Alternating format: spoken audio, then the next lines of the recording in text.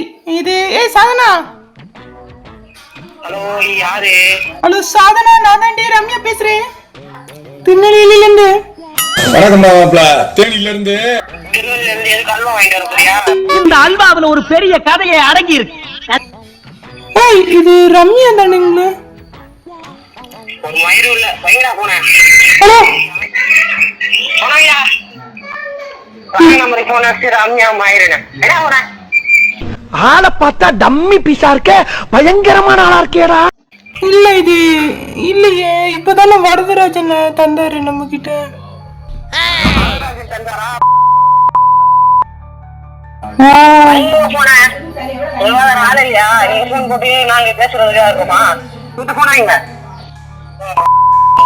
நில்லுங்க நாங்க எங்க மரியாதை இல்லாம பேசிட்டு இருக்கா.